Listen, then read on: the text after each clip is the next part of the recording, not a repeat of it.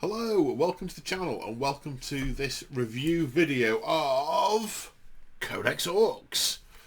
Games Workshop have been kind enough to send me a copy free of charge to review, and that's what this video is. Now obviously a lot of this won't be new news for people because it's released today, but it's been out for months in a box that only a few people could get to buy, so I'm sure there's a lot is already known about it, but either way I'm going to do my usual style of review. I'm going to sit here with the book, flick through it and talk about it as I go through. So if you're looking for a slick, compact review that goes into lots of detail and unit strengths and all that stuff, this isn't it. This is very much me sits here in my own style, having a look through the book, chatting about it as I'm doing it.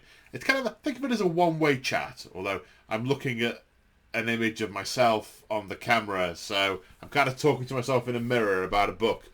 That's very much the theme for this review. So, without further ado, so Codex Orks, what do we have? There's not a huge amount in the way of narrative here. I mean, there's so yeah, I'm starting at the front. I'm just going to work through the book. There's like 2 pages on. It didn't even go into what orcs are. It's just sort of orcs love to fight. And a little paragraph about orky culture. It's pretty lightweight, to be honest. A bit annoying. I'd have preferred more. I'd have preferred some more information about the old ones and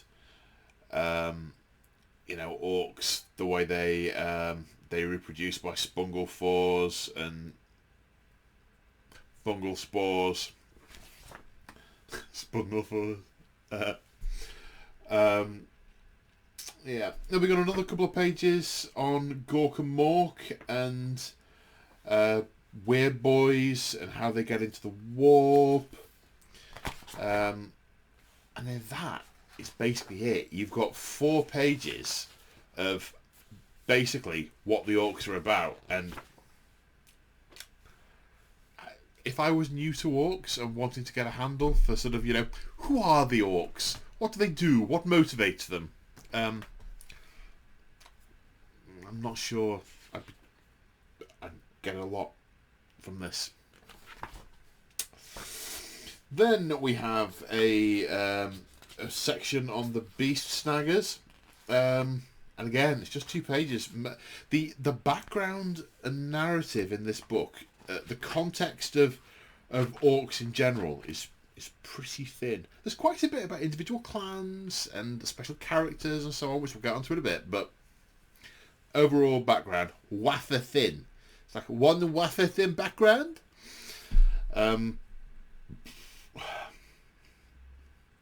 So there's a bit about the beast snaggers, and it's interesting because what I had imagined from seeing what had been available, that the beast snaggers were basically going to be, and the snakebites all ride squigs, but no, it isn't. It's a specific way of orc life. They're all about the hunt and overcoming big beasts. So for example, the ones that ride the squigs are ones who've actually been able to wrestle and beat a squig into submission in order to be able to ride it. These guys, they're always looking for bigger and harder prey, whether it's an animal or an enemy machine, a robot, or whatever. So these guys,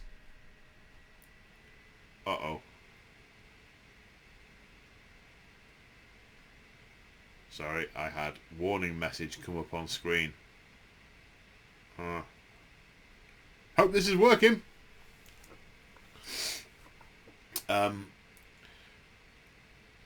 So they will go after big tanks, titans, things like that. They're also pretty nomadic. They tend to follow the where the big stuff are. They sort of, that drives their migration. They don't set up settlements like the rest of orcs do. So I kind of like it. It's kind of it is a subculture. They've done the same with the Beast Snaggers as they did with the Speed Freaks. If you sort of go back a few editions, Speed Freaks were all Evil Sunz, and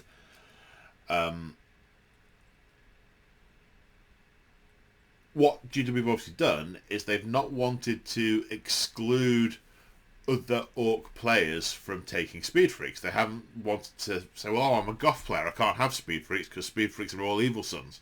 So Speed Freaks became its own thing, that you could have Evil Sunz Speed Freaks, and they were by far the most common, but it wouldn't be unheard of to have Deathskulls who like to go fast. Well, not particularly likely, but not unheard of.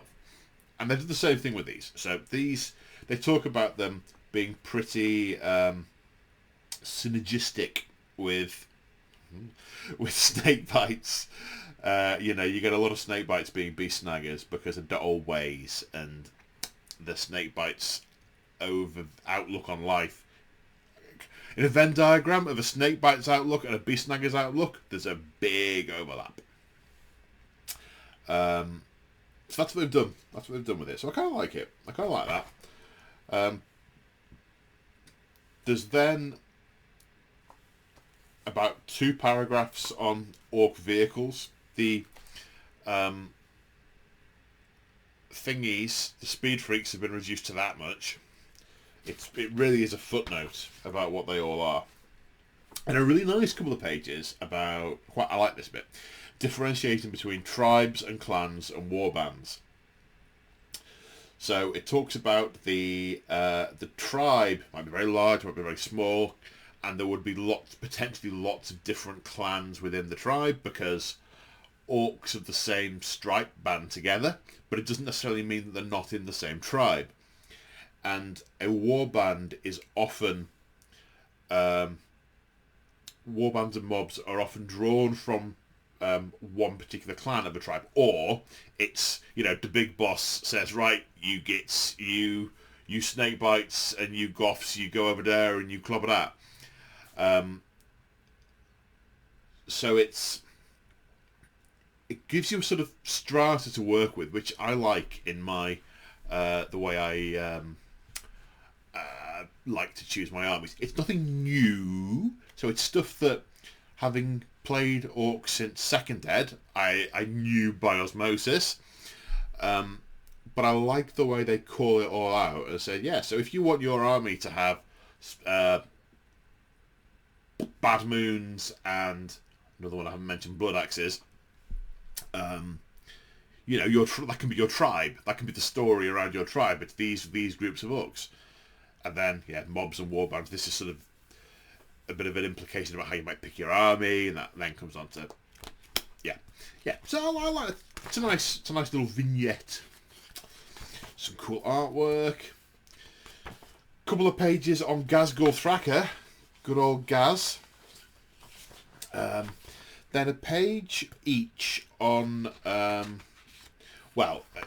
it then goes into details on the individual characters and the individual clans, the different clans. So it's a page of, just going through, the Goth clan, big, mean, black and green, which kind of sums it up. Boss Zagstruck, the boss. Evil Sunz clan, red ones go faster. The Bad Moons clan, too many teeth for their own good. Lots of teeth. Much bling. The Blood Axe clan, them cunning gits. Sneaky. They think of a plan before the fighting starts. That is just unorky, but invariably works. The boss Snickrot, the Green Ghost. Yeah, I want to do Snickrot. I like Snickrot. The Deathskulls, light-fingered loot grabbers. You don't trust a Deathskull. Light-fingered gits. Mad Doc Grotsnick, one scalpel short of a med pack. The Snakebite clan, always forward about being backward. Little thing about the feral orcs, little story nugget. Mosrog Scragbad, which is the special character that's riding a big squig, the white squig. Zogrog Wartsnagger makes an appearance, runt boss for hire, with his hair squig stapled to his head. Freebooters. Now they've made, and they kind of did this in the last edition, but they've made freebooters much more of a thing in this. A clan for the clanless. And Captain Badrook, the freebooter king. There's much, yeah. But all the pages, I can't really show it to you, but there's a lot of page real estate that's not taken up with words. There's like a 2-inch like strip across the top, which is just sort of like ambient pictures, which I don't really think add anything.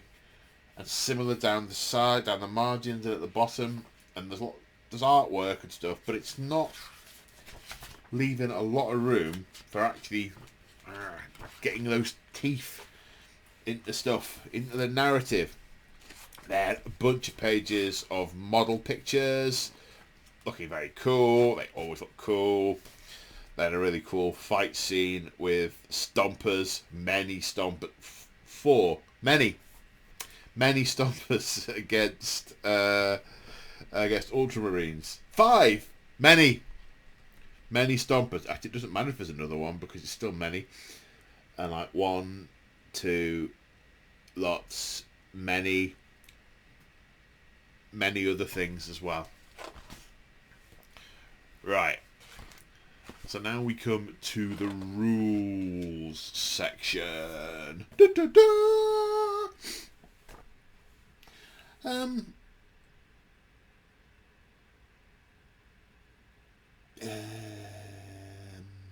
Yeah, what was this then?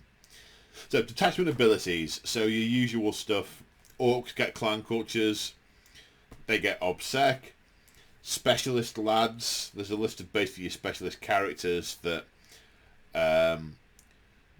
you can take in your army without losing your clan keyword, if you're playing it that way, which is what the rules say. And it mentions specialist mob units. I wonder what counts as a specialist mob. Let's have a quick flick. Let's go off piste and go forward in the book. Do things like burner boys count as a specialist mob? No. Tank busters? No. Right, I must be missing something. We'll get to that. And a rule called I'm the Boss, and you see these in most codices these days, restricting your character combinations, so you can't take like 5 Space Marine chapter masters from the same chapter in one list. This is I'm the Boss.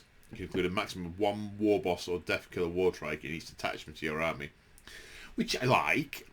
I wish there was a big boss character in here, not because I want a lieutenant equivalent for the stats in the same way Space Marines get a lieutenant, but I want the interim sized orc who leads, 2 or 3 mobs. He's not a knob, bigger than a knob, but underneath the war boss.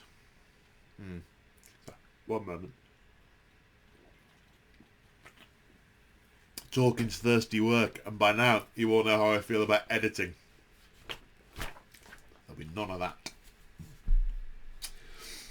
that. Clan cultures, Warlord Traits, Stratagems, Relics. Then a bit about each clan. So Goths, their culture, no mucking about.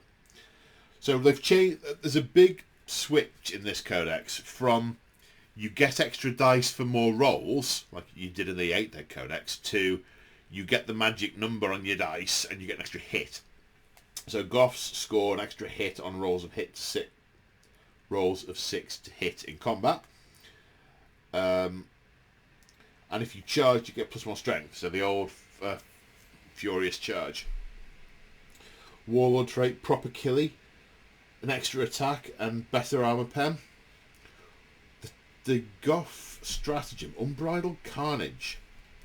Use the stuff at the fight. Use at the start of the fight phase. So this increases the mob or the character's 6s become 2 hits to 5s become 2 hits. And the Relic, the Iron Gob. Oh, there used to be the Lucky Stick. I used to like the Lucky Stick. That used to make my weird boy proper itty. After you make a close combat attack, you can consolidate, select one enemy unit, and do on 2+, do D3 mortal wounds. Right, okay, so after you've consolidated, you kind of headbutt the enemy for mortal wounds.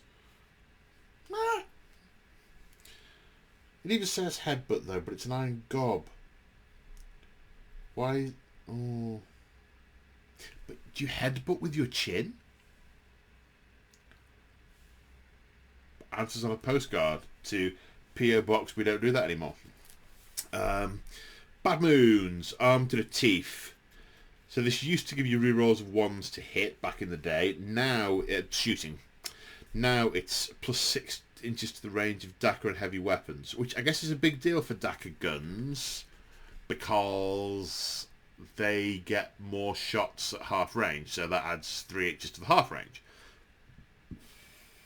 That probably means that if you deep strike Bad Moon units, you can be in Dakka range. So Dakka, it's later on in the book, but basically it's a new type of weapon like rapid fire, assault, etc. called Dakka, and it's pretty straightforward. There's two different number of attacks.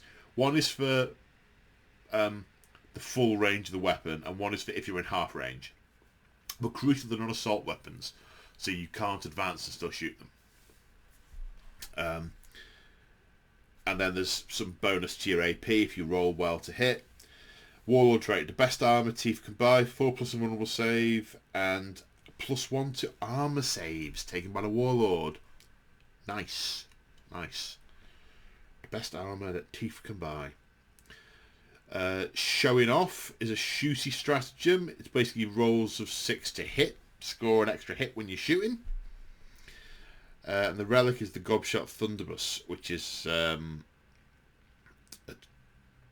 it's a shooty relic. It's an auto hitting heavy 2d6 heavy flamer. No, strength 5 AP -1. It's not actually a heavy flamer, but it has the feel of one. Looking at the stats. Evil Sunz, red ones go fast. Now this has changed. Well, they've all changed, haven't they? Add 1 to the move characteristic of models with the culture. If it's a speed freak, add 2. Add 1 to advance rolls, but not to charge rolls anymore. And no penalty to advancing and firing assault weapons. Now there aren't that many assault weapons in here anymore. In fact, the only one that comes instantly to mind is the Scorcher, and that's an auto hitting weapon, so it doesn't matter anyway. Warlord Trait, faster than use. Oh, it's faster than use. Yeah. In your command phase, select an Evil Sunz core unit within 6 inches.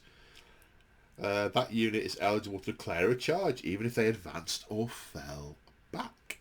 Nice, because they is faster than use. That's what it is. Drive-by Dakka looks the same, so it's move, shoot, move is the stratagem.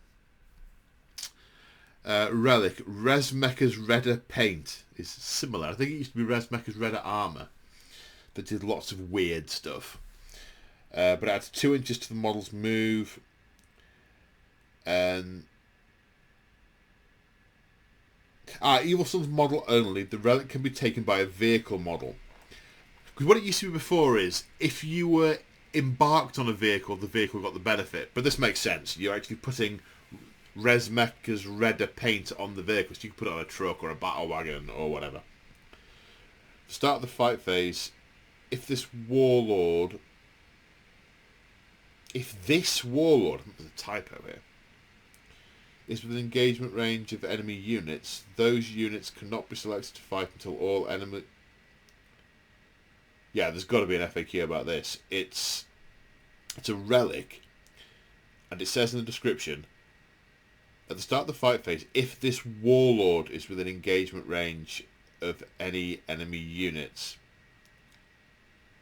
those units cannot I suppose if your Evil Sunz Warlord has the Resmecha's Redder paint relic, so his armour's painted in it, which makes him 2 inches faster, and then he gets this bonus in the fight phase.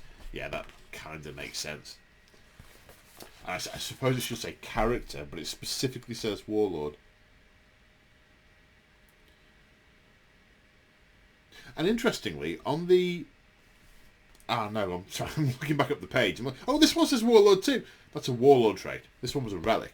So I'm sure that should be character. Okay, what next? Snakebites.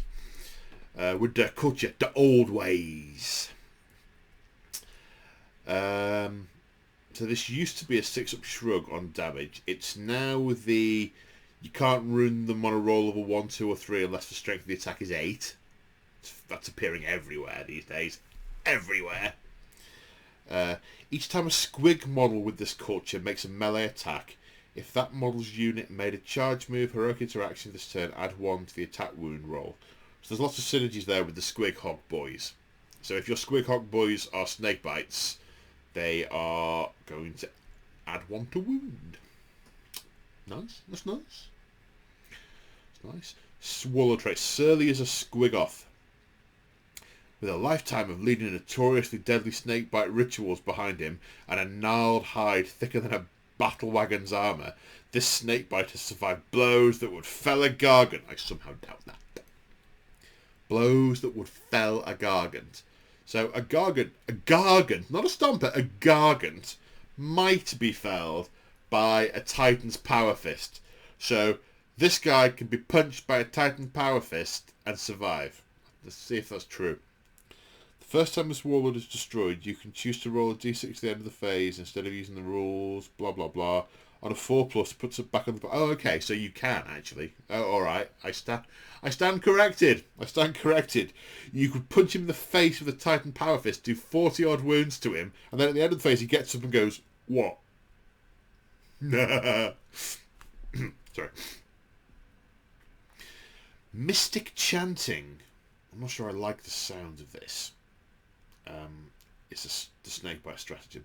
Snakebites have been known to point blank refute the existence of enemy psychers, presumably because they don't have the telltale green glow. Their stubborn refusal has been known to dissipate the psychic powers of their foe before their very eyes, which the snakebites say proves their claim. I scratch that. I like this. In the same way that psychic powers and weapons work because they believe they do, your psychic powers are effectively nullified. It's not that they don't work, but they get dispelled because the snakebites believe that they don't work. I like paint the snakebites. I've got a lot of stuff to paint. But interestingly, I do want... The next orcs I do, I think, will be my snakebites. I've got a squigoth. Oh, yes. Relic. Brog's Buzz Bomb. That's pretty much the same as it was. It's a big grenade. Does mortal wounds. Deathskulls. Lucky Blue Gits. Now, has this changed much? I mean, I have already done a video about the previous codex, so in theory I should already know all these, but that was a while ago, and I've slept since then. Each time a unit with this culture selects to choose or fight, you can reroll 1 hit or 1 wound roll when resolving the unit's attacks. Right, because it used to be 1 hit, 1 wound, 1 damage. It's now 1 hit or 1 wound roll. Oh, it's a 5+ shrug now. It used to be a 6-up invo. Now it's a 5+ shrug for losing wounds or mortal wounds.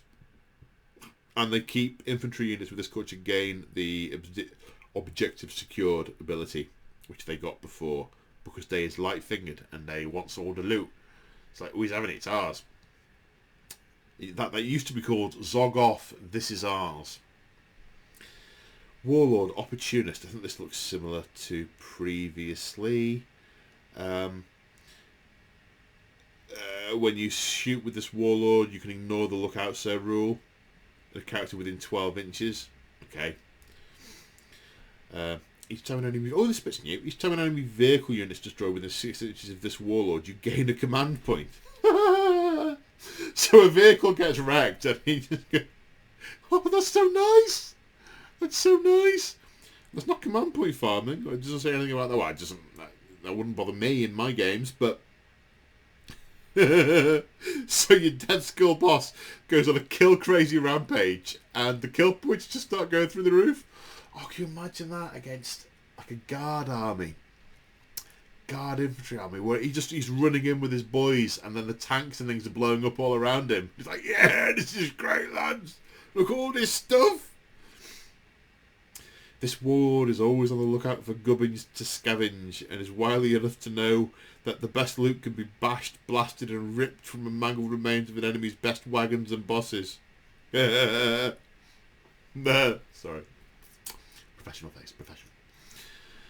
Wreckers. This doesn't look like it's changed. A Deathskull unit, +1 to the wound roll if you're targeting a vehicle. Relic the Fixer-Uppers. Gives you extra wounds when you're fixing vehicles. You can also blow up enemy vehicles within 12 inches and do them D3 mortal wounds. Nice! Nice. It's like, yeah. Pull that bit out. Just watch what happens if I rip that off.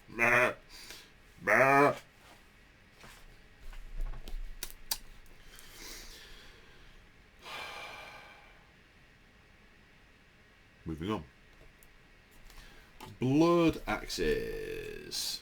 The culture tactics. They count as being in cover from more than 18 inches away. They can shoot or charge, but not both, in a turn in which they fall back. That's very handy. That's tactical.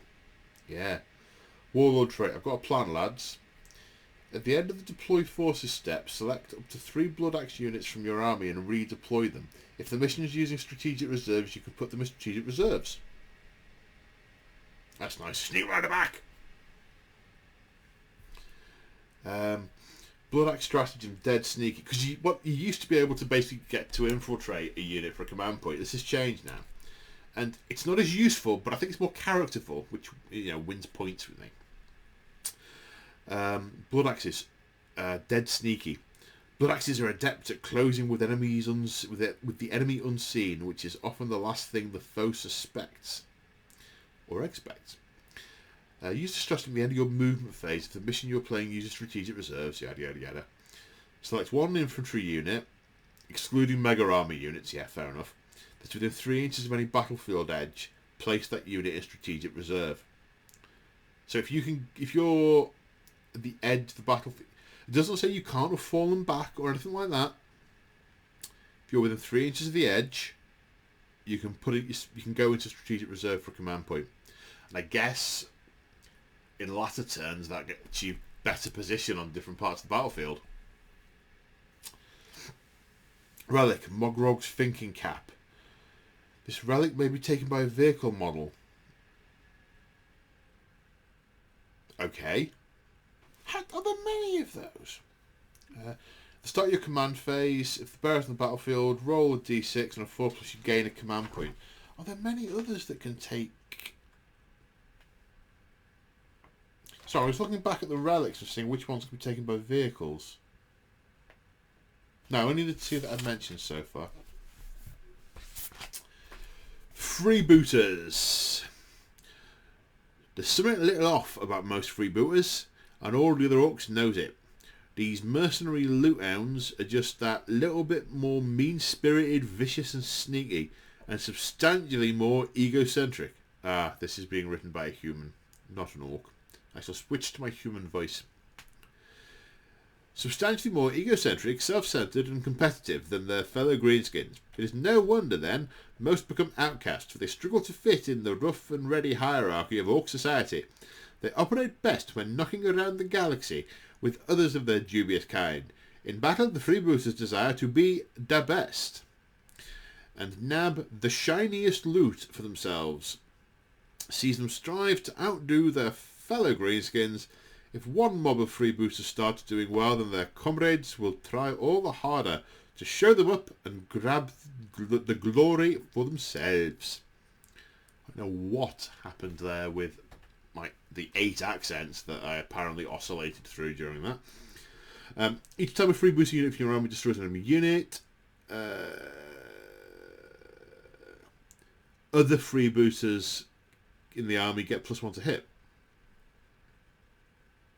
Is that just across the board? Yeah, it is. Looks like it. End of the phase. Warlord Trait. Killer Reputation is an aura. 3-inch aura. -1 from enemy leadership. -1 for combat attrition. With that killer reputation. Friendly freebooters with the 6 inches gain 1 leadership. That's nasty. That's yeah. Get the loot stratagem. Use the stratagem to start your command phase. Oh, OBSEC. It's an OBSEC for freebooters. The Bad Skull Banner is a relic. May be taken by a vehicle. While an enemy unit is within 6 inches of the bearer, it loses the OBSEC ability. The Bad Skull Banner. Every freebooter's boss has their own Jolly Orc, a glyph banner that proclaims their dread reputation. Yet there is one ancient Jolly Orc so saturated with Waaagh energy that it has become infamous. Known as the Bad Skull Banner, this totemic flag is said by many to be the original Jolly Orc and the ultimate proclamation of a freebooter leader's might. Turns off OBSEC. Yeah, the freebooters are nice. Now, see, the way I think I would do freebooters if I was going to do them would be I'd just mix and jumble in. Oh, would I? My initial thought there is just mixing all the different lads together into their units, but they're all meant to be individually a mishmash. Maybe I wouldn't put a pin in that. Okay, specialist mobs. So some of this was in... there was some of this in the Psychic Awakening book. I'm not sure about these because they overrule your clan culture, I think. Oh no! Oh, I have misread this. Let me read this out. If your army is battleforged and includes any Orc detachments, then when you muster your army, you can upgrade 1 Orcs unit from each detachment in your army to be a specialist mob. Each type of specialism below will list the units that can be selected to be upgraded to that specialism. Each time you upgrade one of these specialist units, the unit gains the specialist mob keyword, and you must replace the clan keyword. Yeah, okay. So no, this doesn't appeal to me because you've got... I mean, there's things like pyromaniacs.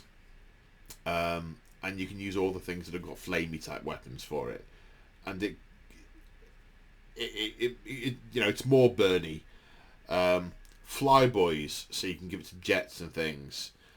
Sneaky gits to commandos. Truck boys. I mean, the truck boy rules are really nice. A truck boy unit can disembark from a truck even if that truck has made a normal move this phase. I mean, that's great.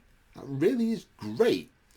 But and I can see how this would work well in a match play list, and even in some narratives. But I can't. If I've got a unit of Deathskull truck boys, still Deathskulls. Boo. So that was the specialist truck reference earlier, where it's specialist mob reference. Specialist truck. The specialist mob reference where it said they don't stop you getting a clan culture. So you can... I mean, sneaky gits. Each time a sneaky git model makes a melee attack, if the target is receiving the benefit of cover, improve the armor pen characteristic of that attack by 1. So I can see why that would be really cool to give to a unit of commandos. It really would. But then, if you're shooting at them from more than 18 inches away and they're blood axes, I expect them to still get cover. So, not sure about that. Custom jobs. These are quite nice. These used to be command point things, not anymore. They've they're not just vehicle custom jobs now; they're mech custom jobs as well. So you can customize your mechaniac as well as vehicles. You pay for them with points and or power. You can upgrade any models with one custom job. You can't have the same custom job twice. No one can have more than one custom job. And there's some good stuff on here. They've tightened a few things up on it. So, for example, it now affects one vehicle. You can only use it on single vehicle mobs. So, whereas before, you could put Orkimatic pistons on your killer cans, and they would all get the benefit. They'd all get the +3 move. But now you can't put it on that. You can only give it to a Death Dreader Gorkanaut or a Morkanaut. And it explicitly says if you can't give any of these to mobs that have got more than one model. Yeah, I mean, there's a few things like the Red Roller is an upgrade to a Bonebreaker's ram ability. You know, more attacks. Stompomatic Pistons is extra move and advances.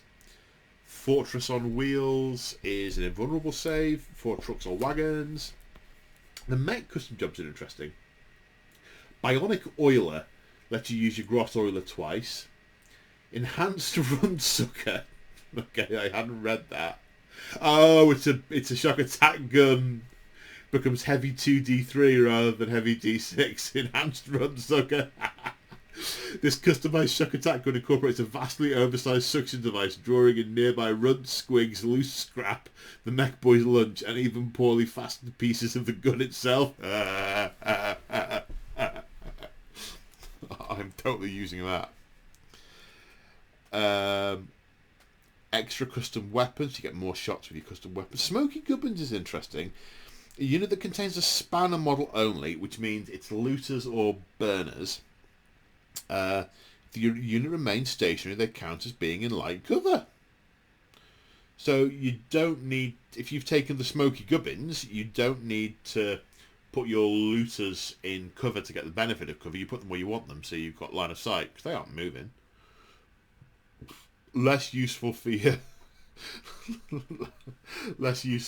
burners, because they're running around like mad orcs. Yeah. Right, stratagems. Oh.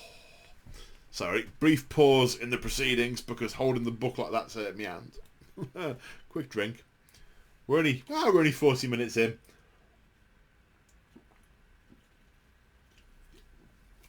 Yeah, really hope this has been recording.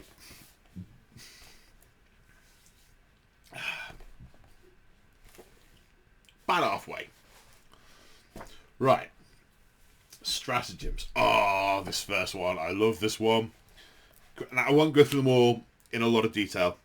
I don't think. Oh, it's probably best for me to not set any expectations because I'm just making it up as I go along. Anyway, Crean. There used to be an ability on auto vehicles called Crean Cram Crunch, which when it died, you rolled a dice to see what happened to it, and one of the possibilities was it would career off in a random direction before exploding.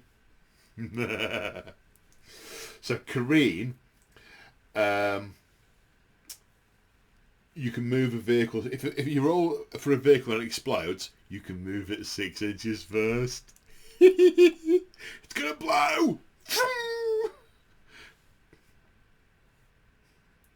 And yeah.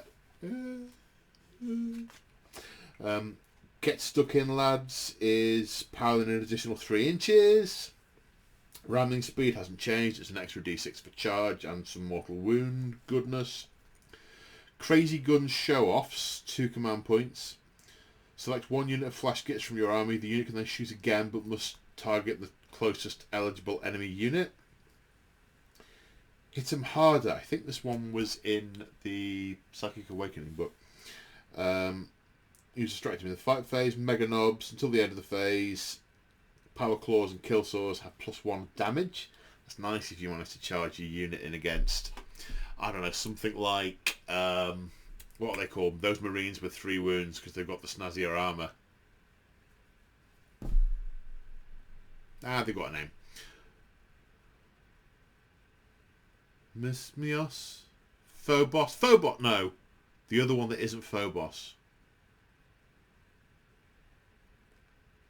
A,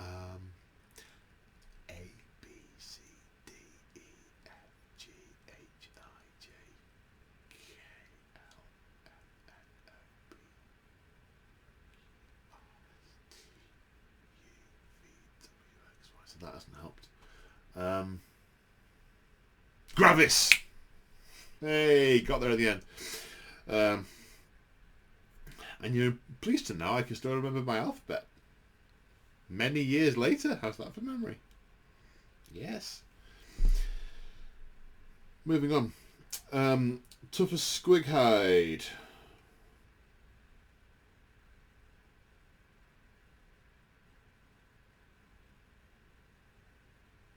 Alright, it's a beast snagger unit, and its rolls of 1, 2 or 3 fail irrespective of strength or anything else. So basically you can make your snaggers, your beast snaggers, like Snakebites.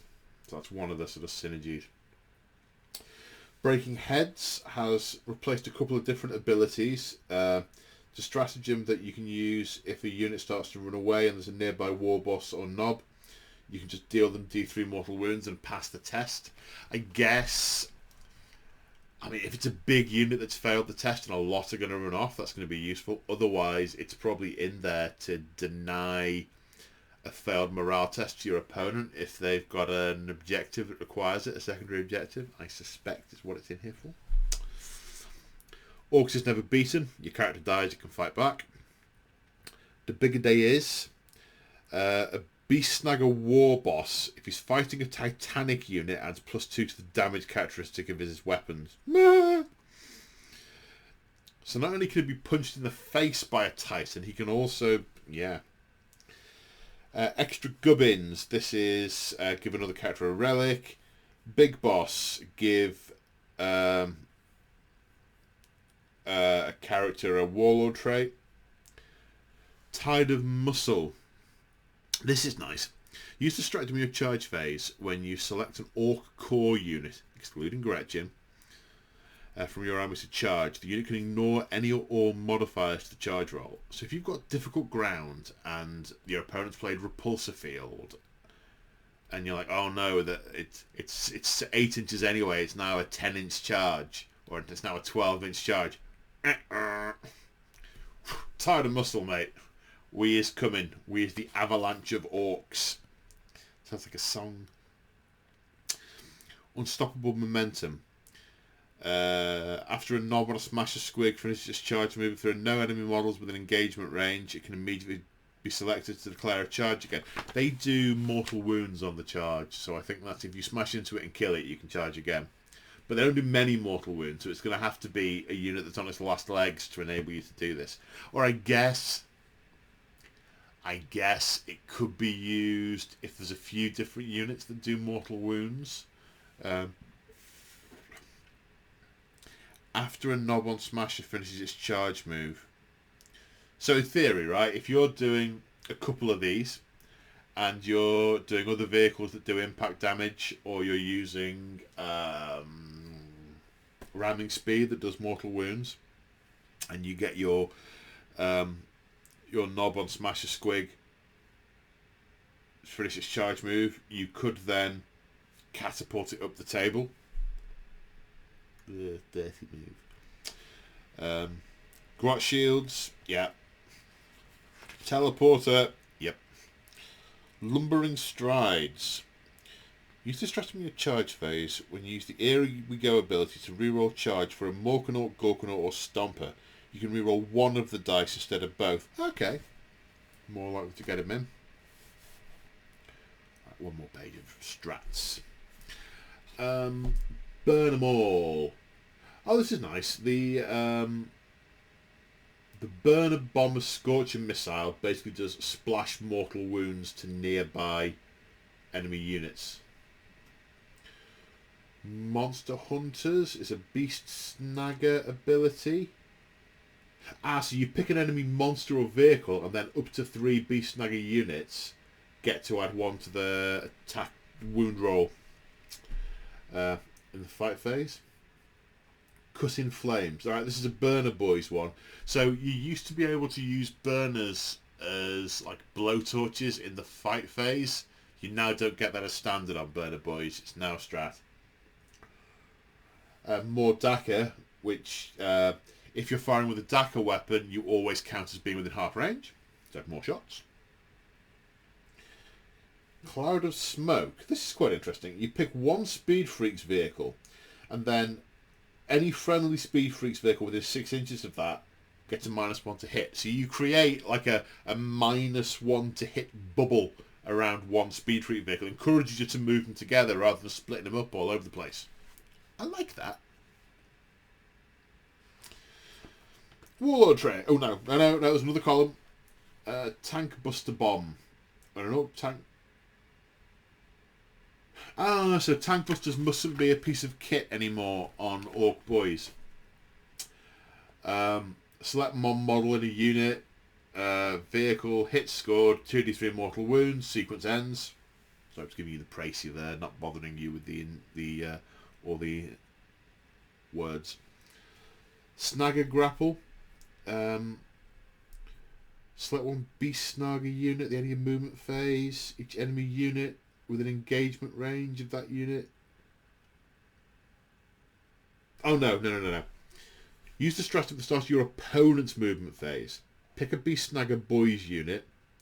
Each time an enemy unit within engagement range is selected to move, on a D6 on a 4+, they can't fall back. Okay, so your Beast Snaggers have got hooks and can stop units falling back. That's nice.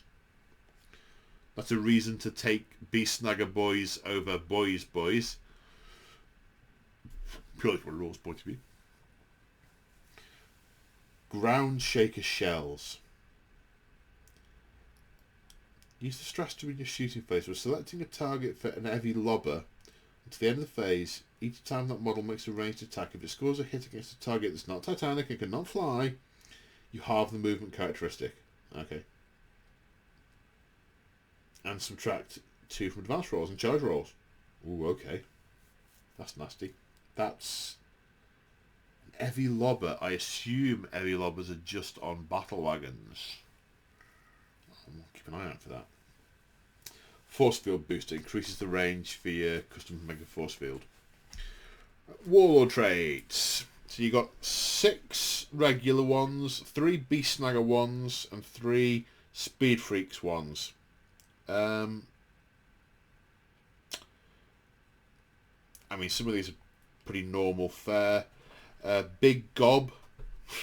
Add 3 inches to the range of your Warlord's aura abilities. Quite like that. Very shouty. This is a very shouty orc. Arda's Nails. Anytime an attack targets a Warlord, subtract 1 from the attack's wound roll. Might is right. +1 strength, +1 attack.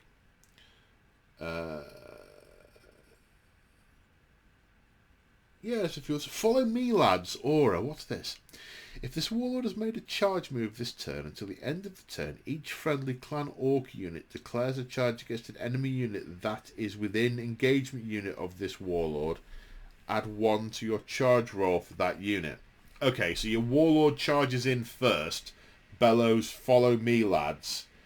At which point, any other orc unit that charges the unit that he's gone into gets an extra +1 to charge.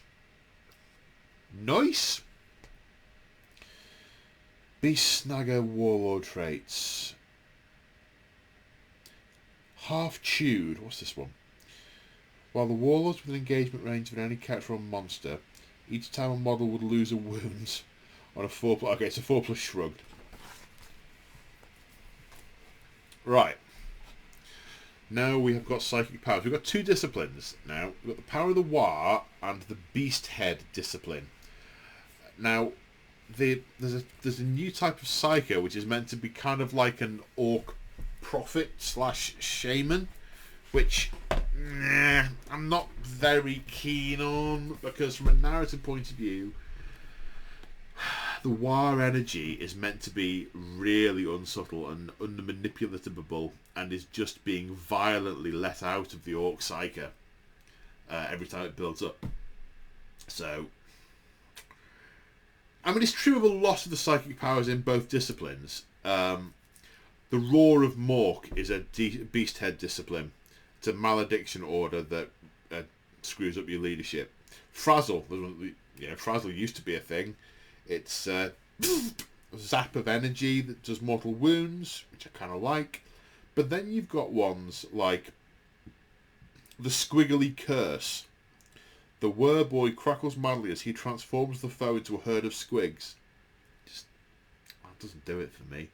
That's not raw green psychic power being let out in a destructive way. That's Zinch stuff. That's not for me. I mean, I don't have to use it, so I won't. But these for me are leaning away from what Orc Psykers are meant to be about for me. There's one on the Waaagh discipline for your Wereboys. Jabbing Fingers. The Wereboy focuses attention on nearby enemies before jabbing his fingers into his own eyes. The unfortunate foe experiences agonising pain before finding themselves temporarily blinded. Okay, that's another manipulation rather than just raw boom, which is what I want from my Orc Psykers. So I'm not keen on that. Relics. It's a really short list of relics. The Killer Claw is still there, and it's pretty much as it was. Times 2 strength, minus 4 AP, 3 damage. No -1 to hit. That'll get used a lot. The Dead Shiny Shooter. This is better than the old custom mega shootery thing. The Dead Shiny Shooter, 18 inch range, DACA 14/10, strength 5, AP -1, 2 damage. Oh! Sorry, I just want to let that sink in. Oh!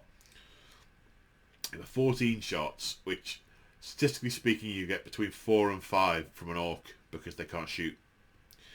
But you give that to a mech, because mechs can shoot well now. That's 7 hits with a heavy bolter equivalent profile. Ouch. Ouch. Oh, you give it to a Bad Moon and they get 2 hits every time you roll a 6. Okay, giving that to my Bad Moon.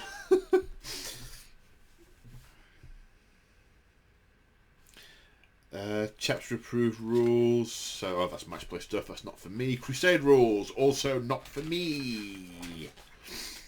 There's very little point in my critiquing them because I've got very little context for them. So, like I said, if you elsewhere is the best place to find that. Right, I mentioned DACA weapons earlier. General abilities. Here we go is reroll charges. Ramshackle. Rather than being just an ability for a truck that can potentially negate a whole bunch of wounds, it's a lot of vehicles have got this. In fact, pretty much all the vehicles I can think of have got this. If the strength of the attack is less than 8, it's -1 damage. So your heavy bolters, your auto cannons, your disintegrators, your other things. They're going to do 1 damage, not 2. There's a lot of that knocking about. Almost like they're compensating for other bits of the mechanic that don't work. Did I say that? Did that sound like words?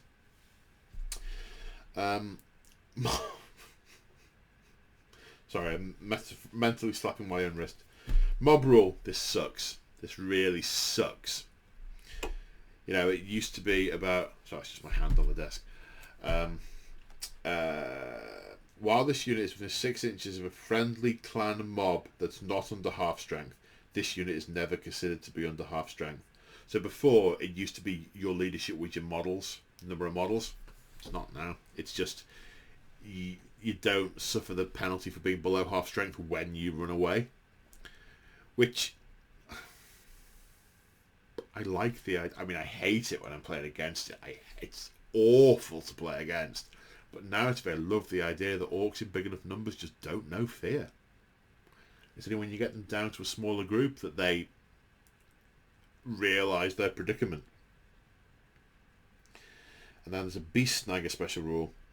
Makes an attack against a vehicle or monster, add 1 to hit, and every model in this unit gets a 6+ invulnerable save. So the Beast Snaggers, yeah, they are. Now this I like. This I like a lot. Waaagh has changed. Rather than being a war boss ability that nearby units can advance and charge, this is if your warlord is a war boss, so you can't just have him as a secondary doodle. No, I don't know either. You've got 2 types. You've got Waaagh and Speed Waaagh. To all intents, they're very similar, but I'll just talk about the Waaagh. Obviously, Speed Waaagh is for bikes and trike guys with the claw of the thing. So, a Waaagh, you can call it, you can activate it in any turn. And when you call the Waaagh, Orc core units and Orc character units are eligible to declare a charge even if they advanced. So this encourages you to push forward with a shed load of different Orc units, and then when the time's right, you declare your Waaagh, and they can all advance and then charge. Oh, so nice! And they get +1 attack. And then in the next turn, they're getting stuck in, and they still get +1 attack. So it kind of lasts for 2 turns. It's that surge of energy that then slowly recedes rather than just there, then gone. Like that. Like that a lot. Okay, now we're on to profiles. Now, I'm not going to go through these in super lots of detail. I'm just going to pick out a few bits as I go through. So, Big Mech with a KFF is in here now, which is good. So you don't have to have the Big Mech and Mega Armor if you want the custom force field. You can have a guy on your back line. For some reason, Big Mechs are now Ballistic Skill 4+. The only Orks in the Codex to be Ballistic Skill 4+. Now, I mean, this is kind of being picky of me, right? But there's nothing to explain it on here. It doesn't like say they have a git finder and it's been factored into the ballistic skill, or they have a git finder keyword or a targeting squig or something. It's just there. There's no explanation for it. It shouldn't be my biggest niggle, but I don't like it. Don't like it.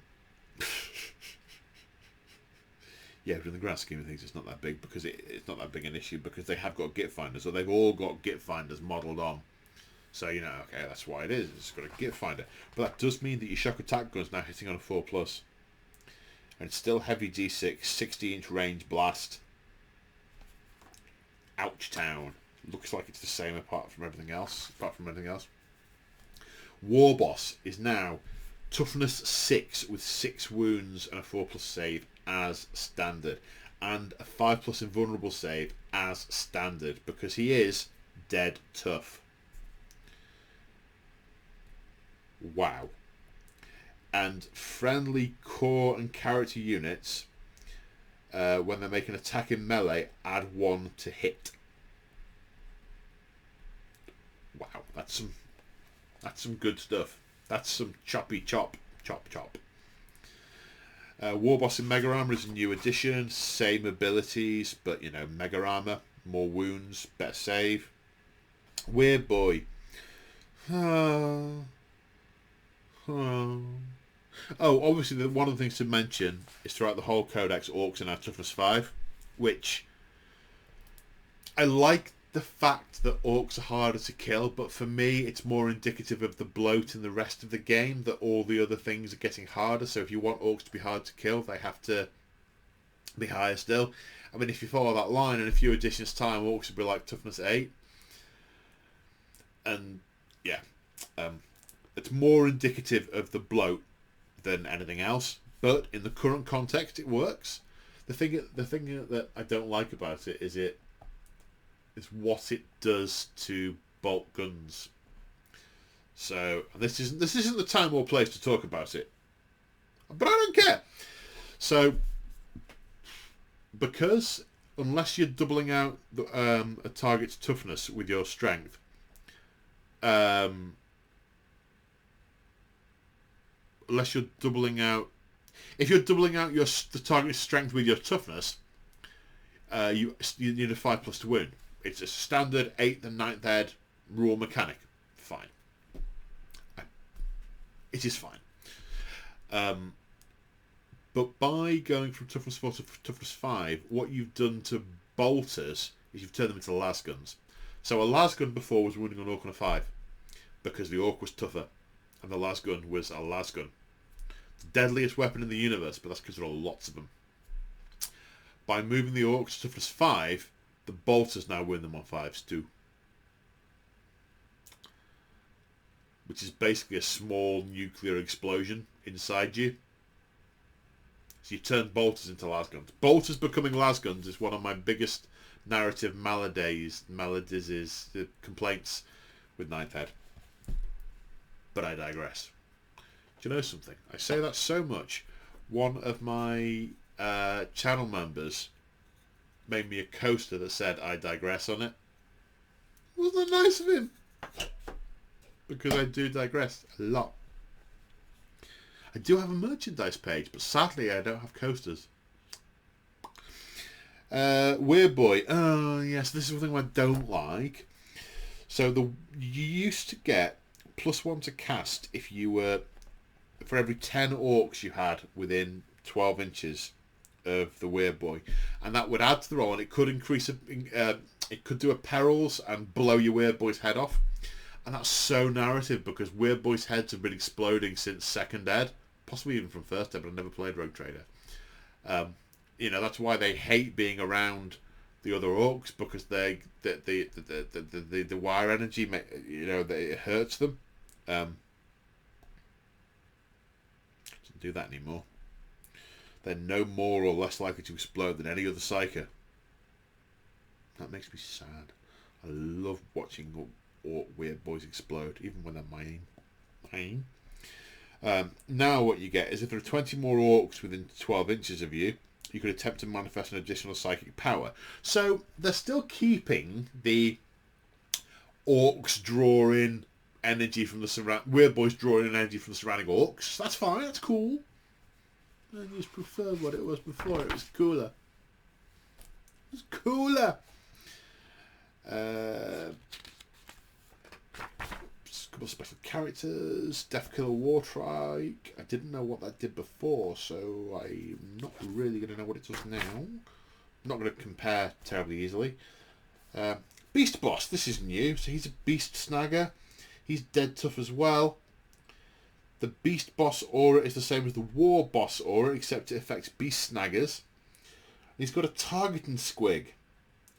Each time this model makes an attack roll with a shooter or a relic that replaces the model's shooter, add 1 to hit. You see, why didn't they just put that? Why didn't they put Git Finder on the mechs and just put that? Then it doesn't mess with orcs being ballistic skill 5 across the board, because orcs don't bother aiming. They just... Beast Boss on Squigosaur. Also dead tough. Also Beast Boss aura. Thick hide. Okay, 1 damage reduction of 1 point of damage. Movement 10. 9 wounds. 4+ save. Toughness 7. Yeah, it's kind of nice. The Pain Boss. I kind of like the Pain Boss. The Pain Boss, he's got pretty much the same rules as a Pain Boy, except his entire focus is on bionics to keep moving. It's a Beast Snagger unit, and it basically comes about because the amount of time they kick about with squigs, lots of things get limbs bitten off. And a Pain Boss is basically like a cybernetic doctor putting, limb or legs and arms and things back on to keep moving. Kind of like that. The Were boy is the sort of shaman-y type weird boy. Same stat line as a weird boy by the looks of it. Same Waaagh energy special rule. Yeah. Gretchen, I don't think have changed, except for the fact that they're now toughness 3, which annoys me, because they're now as tough as a human, but I assume that's been done so that bolters and Gauss weapons and shuriken weapons don't wound them on 2s. Well, they should be wounded on 2s. They're grots. So you should at this point be getting the feeling that I'm very much Jekyll and Hyde with this book. There's bits of it in here I love. And there's bits of it that make me go, ah. Boys units. Your basic shooter is now a Dagger weapon. 18-inch range still. 3-2. Rocket launchers are now heavy, which I like. They're D3 shots, which is good. And they're blast weapons. But I didn't used to like the way everything was an assault weapon. Just because an orc will run and try and fire it, doesn't make the weapon better for that. It just makes them less accurate. I mean, they're not going to hit anything. I mean, these orcs are still going to fire after they run forward, but they're just going to hit even less, i.e. nothing. Beast Snagger boys. They look like regular boys, except they've got different weapon options. They've got the Beast Snagger keyword, and they're strength 5, rather than strength 4. Knob with Waaagh banner. Yeah, +1 to hit. Aura, 6 inches. Pain boy. Yep, same as before, pretty much from what I can see. Runturd, you now you have to, not that I can't imagine anyone would do this the other way around, but you have to take grots if you're taking a Runturd, but the Runturd doesn't take up a slot in the detachment, which is nice. The Squig Hound, friendly Gretchen units within 3 inches ignore combat attrition tests, so fewer grots are going to run away because they're afraid of the Squig Hound. Grot Lash, you can make your grots move further. Nice. Yeah, Runturds look alright. Burner Boys. They've made burners proper again. In 8th ed, they made burners only D3 shots rather than D6. Presumably, I know when 8th came out, the auto-hitting flamers, they were a big deal. That's why they were super high in points, and there were lots of sort of restrictions around them. They've kind of done away with that now. They're pretty prevalent, and now they've put burners back up to D6. But they've also taken away the ability, as I mentioned earlier, to use them in close combat. What they have done, and this is part of GW, and they've done this for a long time now, GW have moved much more into a space of the unit represents what's in the box. So with Primaris Marines, when you get 3 aggressors in a box, that means you don't have to have 5 in a unit. Back in the day, GW would do that. So the unit's 5, so you've got to buy 2 boxes and one of them goes to waste. They haven't done that for a long time. They've said, okay, well, they come in boxes of 3, so the unit size is either 3 or 6. I have narrative complaint from a Marine point of view, but they're a different topic. But, that's being fair to the punters. I'm all for that. Those of you familiar with them know that burners and looters come in the same box, and you get 4 burners and looters in one box and 1 spanner with a custom mega blaster. A spanner's like a baby mech. And you used to be able to upgrade any burner or looter to be a spanner. You now have to. The minimum unit size is 1 spanner and 4 burner boys, basically 1 box. But what a lot of us did were we kit bashed the torso of the spanner into a burner. So the maximum size for the burner unit now is 3 spanners and 12 burner boys. So it's not a problem with for me with my burners, because I did actually do the spanners at the time. It's annoying for my looters because I kit bashed the looters So I've got to go and do more spanners in my looters. Grumble, grumble. Tank busters, they seem pretty similar, except that rocket launchers are now different, but I've already mentioned those. Commandos. So they've got a whole load of different weapon options now, which I believe match the models in the Kill Team boxed set. Which ironically match a whole load of old metal ones that I've got that I haven't been able to use for years. So they're back in the game. What do they get? They can infiltrate now, and that's free. I think they could do that previously. It had to be a command point if you wanted to do it with a different Blood Axe unit. Sneaky Gits. They get +2 cover, +2 save for being in cover. Throat Slitters. Each time a model in this unit makes a melee attack, if it's within 1 inch of a terrain feature, add 1 to the attack's wound roll. So these orcs are hiding behind pillars and jumping out behind you, and not what you expect from orcs. Mega Knobs, pretty similar to what they were. I had hoped in Mega Knobs you'd be able to mix up the shooty types. Oh, you can. Any model's power claw can be replaced with 1 kill. I must have misread this. Or it's changed in this version of the book. Could it have changed in this version of the book? I don't know where my other one is. I'd have to leave this running and go and find it, and that'd be rude. Any model's custom shooter can be replaced with 1 kill saw. Any model's power claw can be replaced with 1 kill saw. Any model's custom shooter can be replaced with a combi scorcher and combi rocket. So you can mix and match them now. Oh, wonderful. Wonderful. That is pleasing. Knobs, they don't look very different. Just going to skip over the some of the speed freaks because they had their edition. Knob on Smasher Squig. So you can't take a knob in a Squig Hog unit. The knob is a separate unit. Toughness 6, 5 wounds, 4+ save, 10-inch move, 4 attacks. It's got a rule that for every Squig Hog Boy unit you take in a detachment, you can take 2 of these Smasher Squigs without taking up battlefield slots. These are fast attack. So basically you buy, I think the box comes with 3 of the Squig Hogs and 1 of the knobs. So you buy the box and you take up 1 fast attack choice for the 2 units. Smasher Head.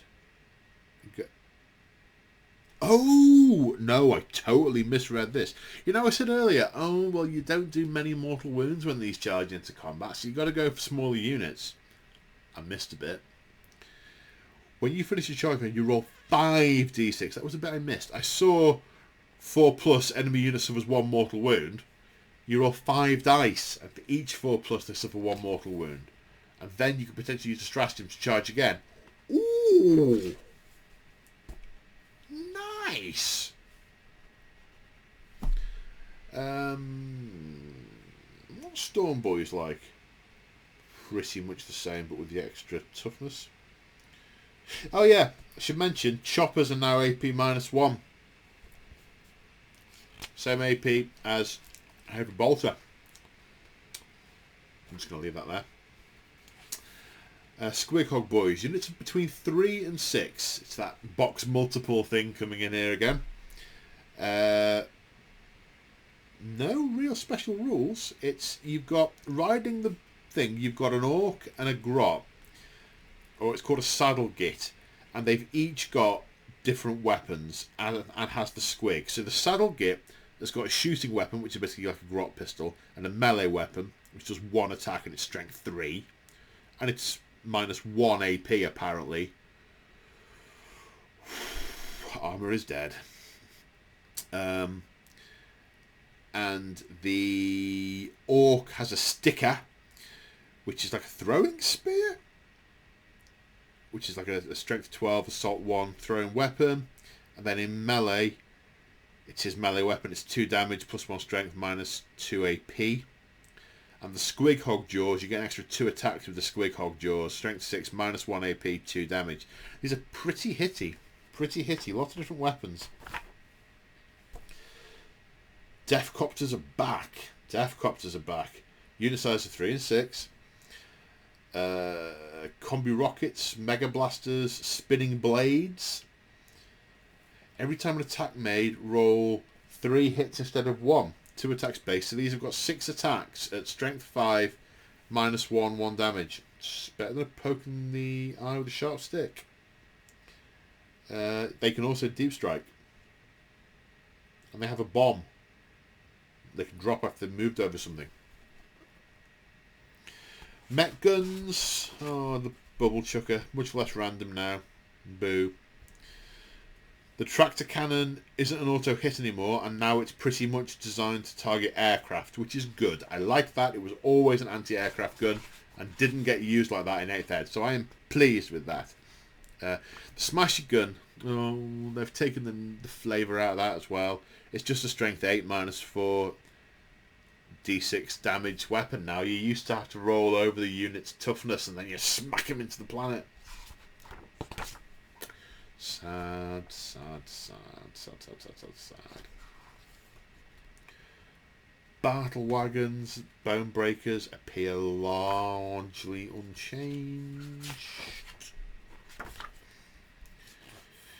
Killer cans. For some reason, killer cans are now weapon skill 4. The grots are punchier. It's not that they hit harder, because you'd expect them to hit harder with the can claws, which are now strength 8, -3 AP, 3 damage. So these are uber now. These are proper uber. You'll see a lot of these. These are mondo hitty. But they actually are better at hitting, which nowhere else in the Codex is anything. Wow. You can infer my feelings on that. Grots aren't good in a fight, but hey. Looters. Death guns and Adaka weapons. So you get 2 shots as standard and an extra shot if they're within 2 foot of you rather than 4 foot. Fine. Fine. I like the randomness, but it makes them... Yeah. Death Dreads, more or less the same as they were from what I can see. Then you've got the Kill Rig and the Hunter Rig. One of them is a character? Yeah, so the Kill Rig's got the Werboy Shaman on it. So the vehicle is actually a Psyker, and it's got a transport capacity, and it's got guns and a psychic whir tower, which is like a psychic gun zap thing. No, I'm not totally averse to that. I like the Hunter Rig though.